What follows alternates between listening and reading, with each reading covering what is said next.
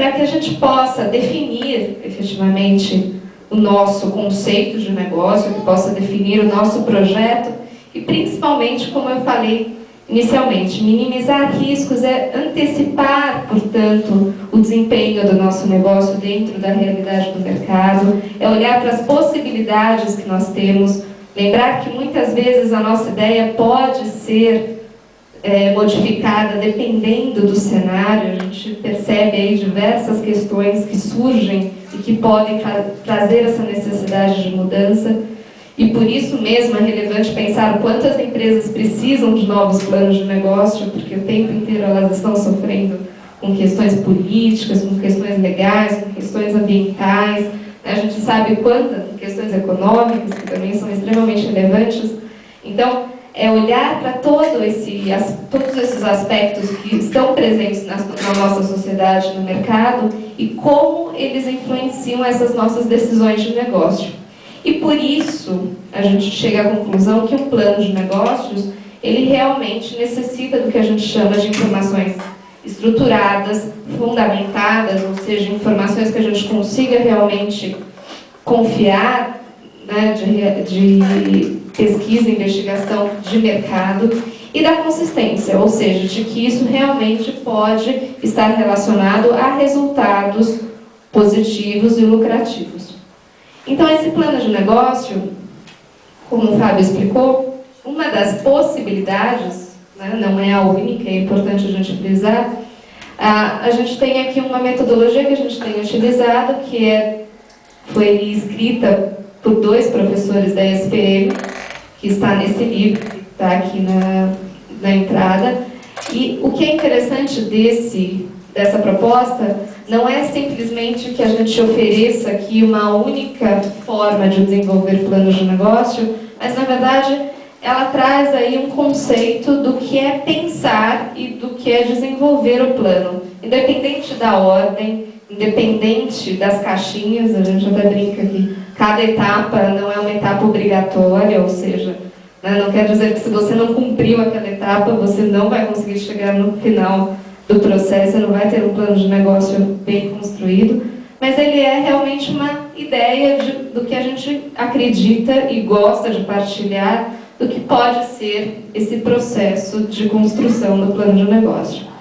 Bom, então, para dar uma visão para vocês, né, então a gente sai desse ponto de partida, e claro, sempre vai querer chegar numa conclusão de ser viável ou não, né?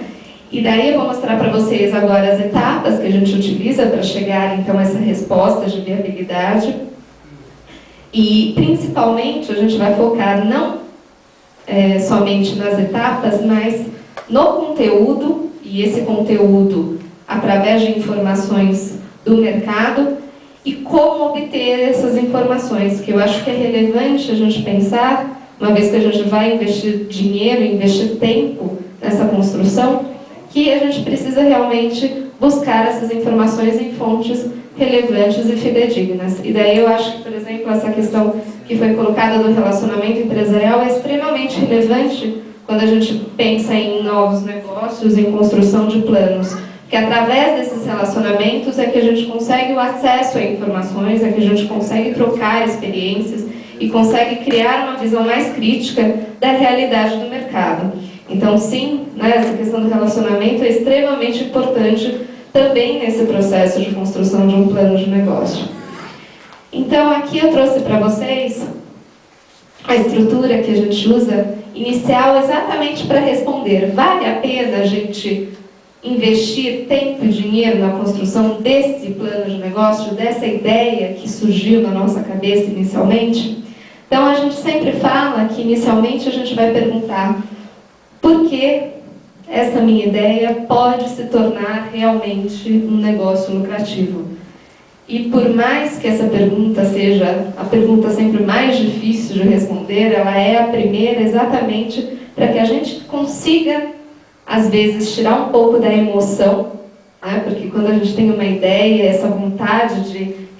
fazer com que essa ideia seja realidade, ela normalmente vem cheia aí de emoção, de uma vontade de criar alguma coisa, mas é combinar essa emoção com realmente uma visão consistente e racional do que a gente pode construir. E esse porquê, portanto, ele vai chegar a uma ideia de que sim,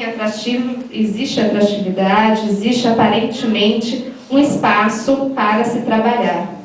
E daí, a partir dessa resposta do porquê realmente poderia ser viável um negócio desses, a gente passa a descrever o que efetivamente eu quero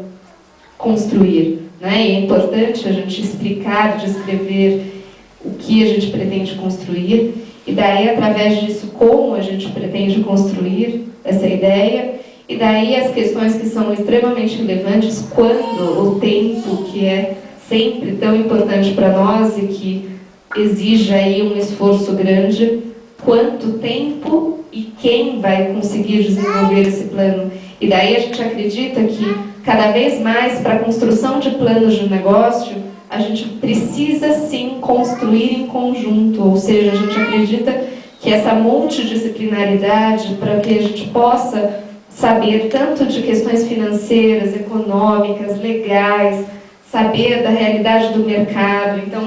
na ESPM, por exemplo, nós temos muitas pessoas de marketing, comunicação, pessoas de finanças, e a gente acredita que essa troca de experiências que permite que a gente tenha diferentes perspectivas sobre o mesmo negócio.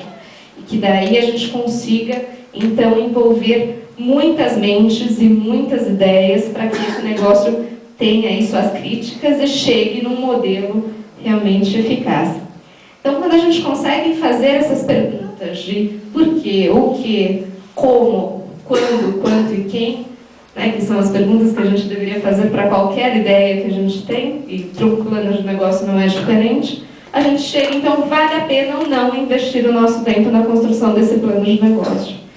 E daí, a partir, então, dessas questões, a gente desenvolve todo o estudo para que se chegue à conclusão da análise de viabilidade. Então, esse estudo a gente vai olhar tanto para questões operacionais, de como tornar esse negócio um negócio viável na operacionalização, ou seja, fazer com que ele realmente funcione no dia a dia. Ele não é somente uma ideia, ele tem que realmente produzir, tem que entregar, tem que comercializar.